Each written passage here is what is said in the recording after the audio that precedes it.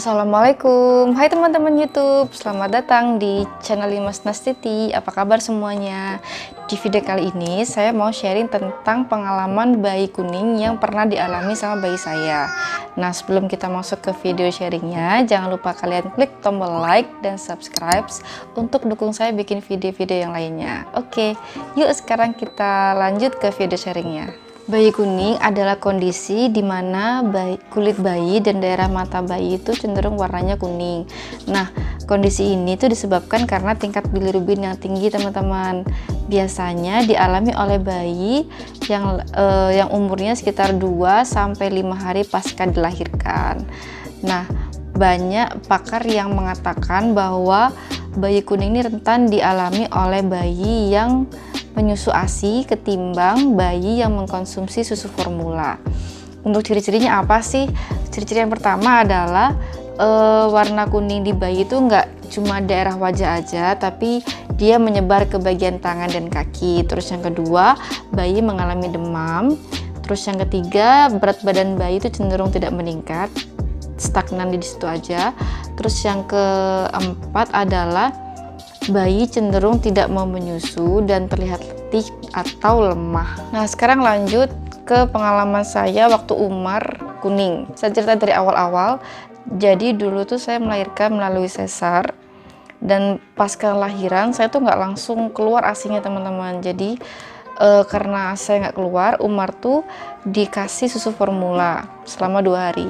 Di hari ketiga, alhamdulillah ASI saya keluar dan Umar sudah mulai menyusu. Pada waktu Umar di rumah sakit, saya nggak ngerasa ada yang aneh di Umar. Maksudnya aneh itu kondisinya kuning gitu, saya nggak lihat itu karena kulitnya Umar ini putih banget. Itu yang pertama. Terus yang kedua itu matanya Umar tuh belum terbuka secara lebar, teman-teman, masih sipit banget. Makanya saya nggak ngelihat ada warna kekuningan di bagian matanya. Cuman ketika saya bawa pulang di hari ketiga sampai keempat kelima itu saya ngerasa ada yang aneh di Umar. Kok matanya nggak jernih, nggak putih bersih, kok cenderung putih yang keruh dan agak kuning. Terus kemudian waktu saya jemur tuh saya ngelihat jelas kok di bagian bawah hidung bagian sini sama di daerah dagunya Umar tuh, apalagi ketika dia tuh nangis, itu jelas banget warna kuningnya dibandingkan sama warna kulit di daerah pipi atau dahinya dia. Nah, karena itu saya mulai khawatir, teman-teman. Cuman saya juga masih ragu karena Umar itu enggak memenuhi ciri-ciri bayi kuning yang tadi saya jelaskan. Misalnya kayak dia demam, Umar nggak demam. Terus berat badannya nggak naik-naik. Nah, Umar ini berat badannya naik terus, teman-teman. Kemudian nggak mau nyusu atau terlihat lesu atau lemah. Nah, ini nggak saya lihat di Umar karena Umar ini cenderung kuat banget nyusunya. Bahkan dulu awal-awal saya sampai kewalahan nyusuin Umar karena ASI saya tuh belum semelimpah sekarang, seperti itu. Akhirnya karena saya ragu sama kondisinya Umar, waktu dia usia 1 minggu, saya bawa Umar kontrol ke dokter tempat saya melahirkan. Waktu saya lahiran kan juga ada spesialis anaknya tuh. Nah, saya bawa ke sana. Nah, di sana saya tanyain, "Dok, kok ini matanya Umar agak kekuningan ya, Dok ya? Ini apakah Umar kuning?" gitu. Saya tanyain gitu. Nah, dokternya ini pelit ngomong, teman-teman. Jadi saya tuh nggak seberapa jelas dapat pengetahuan dari dokternya. Dia cuma bilang, "Oh, belum kuning," gitu. Ada kata belum kuning. Nah, belum tuh kan berarti akan atau nggak kuning gitu. Jadi saya semakin ragu karena tidak ada kejelasan Umar ini nggak kuning atau akan kuning, seperti itu. Karena saya nggak dapat kejelasan dari dokter yang pertama, akhirnya waktu Umar usia 2 minggu saya bawa Umar ke dokter yang lain. Nah, waktu saya ajak Umar ke dokter yang lain ini saya kaget, teman-teman, karena dokternya bilang gini loh, "Ini bayinya kuning, dilihat dari kulitnya aja udah kuning. Ini saya kasih rujukan ke rumah sakit ya untuk dicek lab," gitu. Nah, waktu dokternya bilang gitu saya kaget dan down kan, teman-teman. Secara saya baru pertama kali punya bayi dan masih nggak ada pengetahuan yang luas tentang bayi kuning seperti apa.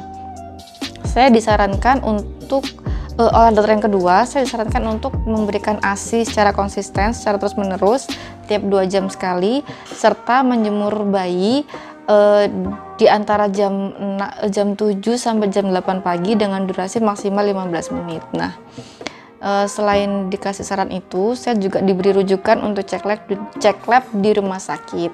Nah, waktu itu saya pergi ke dokter di hari Jumat, sedangkan rujukannya itu untuk hari Senin. Jadi saya punya hari Sabtu dan Minggu untuk memperbaiki kondisinya Umar. Nah, selama 2 hari itu di rumah, saya benar-benar ikutin nasihatnya dokter. Saya benar-benar jemur Umar dengan rutin tiap jam 7 sampai jam 8 dengan durasi antara 10 sampai 15 menit. Terus saya juga rajin ngasih ASI ke Umar, saya bangunin dia meskipun dia tidur. Jadi benar-benar ngikutin nasihatnya dokter. Nah, selain itu saya juga sharing, nanya-nanya ke saudara yang kebetulan bayinya itu pernah disinar karena kuning, teman-teman. Jadi bedanya bayi saya dengan bayi saudara saya itu adalah kuningnya bayi saudara saya tuh sampai di kaki. Jadi waktu ditekan kulitnya itu terlihat sekali warna kuningnya gitu. Sedangkan Umar enggak. Dia cuma terlihat kuning di area wajah aja, di daerah mata sama di bagian bawah hidung gitu. Makanya saya nggak yakin untuk bawa Umar cek lab ke rumah sakit.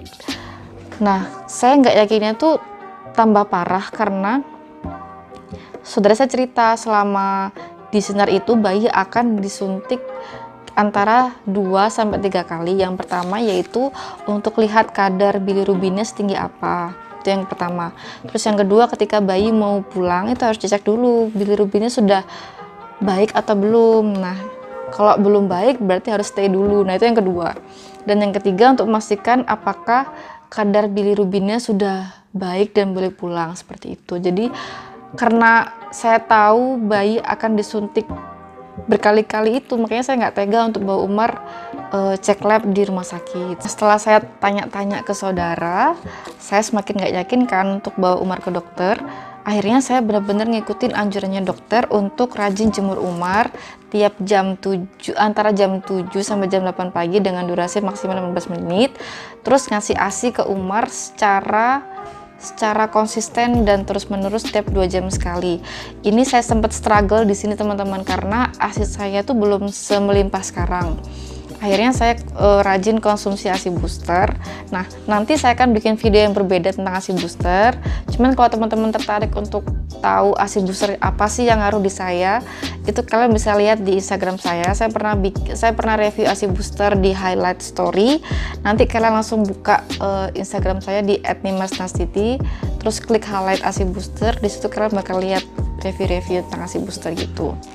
Terus lanjut, jadi selama 2 hari itu saya genjot ASInya Umar. Terus alhamdulillah di hari ketiga, hari Senin itu Umar sudah membaik, teman-teman. Jadi meskipun matanya tuh nggak putih jernih, tapi dia sudah nggak warna putih keruh lagi. Jadi dia menunjukkan progres yang bagus seperti itu. Terus daerah di hidungnya itu sudah nggak terlalu kuning lagi. Terus dagunya juga sama. Jadi karena saya melihat ada peningkatan kondisi di Umar, makanya saya semakin yakin untuk nggak bawa Umar ke rumah sakit seperti itu. Jadi saya nggak bawa Umar sama sekali ke rumah sakit. Jadi sekitar 1 minggu di rumah, dan ternyata Umar sudah baik kondisinya, matanya sudah jernih, terus nggak ada kuning-kuning di daerah wajahnya gitu, teman-teman. Terus yang ingin saya sharing sama teman-temannya adalah pengalaman saya. Jadi saya tuh kan baru pertama kali punya anak, pengalamannya minim banget tentang bayi kuning. Jadi waktu Umar tuh nunjukin ciri-ciri bayi kuning, saya tuh sering-sering banget browsing di internet. Apa sih bayi kuning tuh, ciri-cirinya apa, gimana ngobatinya, terus kok bisa kuning tuh kenapa. Nah, kebanyakan artikel yang ada di internet itu judulnya seperti ini: waspada atau jangan remehkan mata bayi kuning, ini alasannya, seperti itu. Nah, judul-judul yang kayak gitu loh, teman, yang bikin saya tuh semakin takut dan was-was atau bahkan panik. Nah, kita tuh nggak boleh panik, karena panik ini akan mempengaruhi kondisi ASI kita. Itu yang pertama yang pengen saya sharing banget sama teman-teman. Terus yang kedua, kita nggak boleh mendiagnosa anak kita, karena kita bukan dokter, kita bukan ahlinya. Jadi kita sebaiknya pergi ke dokter untuk konsultasi, menceritakan gimana kondisi bayi kita. Dengan seperti itu kita akan dapat pengetahuan dan diagnosa yang tepat dari dokter. Jadi kita nggak menebak-nebak atau menerka-nerka kenapa sih bayi saya ini seperti itu. Jadi bayi dapat penanganan yang tepat. Oh iya, little disclaimer dulu ya teman-teman. Jadi saya buat video ini tuh bukan untuk menggurui teman-teman untuk nggak ke dokter atau nggak mengikuti saran dokter, karena saya kan nggak ngajak Umar cek lab sesuai dengan saran dokter. Tapi video ini saya buat untuk berbagi aja sama teman-teman pengalaman saya waktu si Umar lagi agak kuning kondisinya. Kalau teman-teman kondisi bayinya kuning terus kalian ragu ini kuning atau enggak, saya menyarankan teman-teman untuk pergi ke dokter dan konsultasi tentang kondisinya bayinya teman-teman. Itu tadi adalah video sharing saya tentang pengalaman bayi Umar waktu kuning dulu. Semoga bermanfaat buat teman-teman yang sedang bingung dengan kondisi bayi kuning. Kalau kalian pingin tanya-tanya atau sharing tentang bayi kuning, silakan tulis di kolom komentar di bawah. Jangan lupa klik tombol like dan subscribe untuk dukung saya bikin video-video selanjutnya. Oke, see you on my next video. Bye-bye. Assalamualaikum.